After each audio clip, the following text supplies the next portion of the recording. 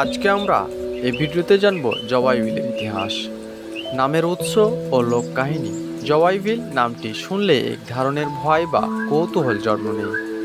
স্থানীয়ভাবে প্রচলিত একটি লোককাহিনী অনুযায়ী অনেক বছর আগে, সম্ভবত মোগল বা ব্রিটিশ আমলের কোনো এক সময়ে এই এলাকার একটি বড় ধরনের সংঘর্ষ বা যুদ্ধ হয়। শত্রুপক্ষ পরাস্ত করার পর প্রচুর সংখ্যক মানুষকে এই বিলে এনে নিঃশর্তভাবে হত্যা করা বা জবাই করা হয়েছিল। সেই থেকে এর নাম জবাই বিল। সাপাহারের গর্ব জবাই বিল, ইতিহাস, প্রকৃতি আর ভালো লাগার গল্প। বাংলার এক প্রান্তে নওগাঁ জেলার সাপাহার থানার লুকিয়ে আছে এক রহস্যময় সুন্দর প্রাকৃতিক জলধর। জবাই বিল শুধু নামে নয়, ইতিহাস, প্রকৃতি ও জনজীবনের সঙ্গে জড়িয়ে আছে এর গভীর সম্পর্ক। আজ আমরা জানব সেই গল্প একবার শুনলে মন ছুঁয়ে যাবে।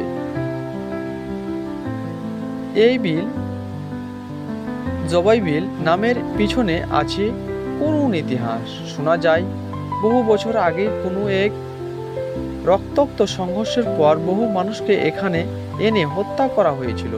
স্থানীয় ভাষায় যাকে বলে জবাই, সেই স্মৃতি ধরে রেখেই আজ এই বিলের নাম জবাই বিল।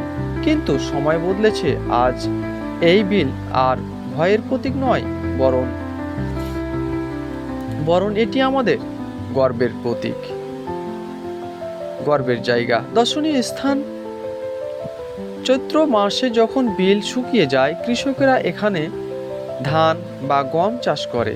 বর্ষার আষাঢ় শ্রাবণে যখন আকাশে ভারী মেঘে ঢাকা, তখন বিল পরিণত হয় এক বিশাল জলরাশিতে, যা আমাদের জবাই বিলের প্রায় ৫,০০০ একর জমিতে জলরাশি দেখা যায়।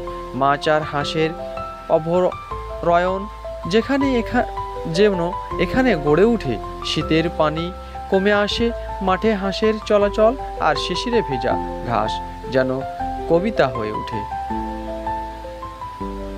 আল্লাহ তাআলা সূরা আল নাহরে বললেন, তিনি সমুদ্রকে তোমাদের জন্য করে দিয়েছেন যাতে তোমরা তা থেকে তাজা মাছ খাও এবং অলংকার বের করো।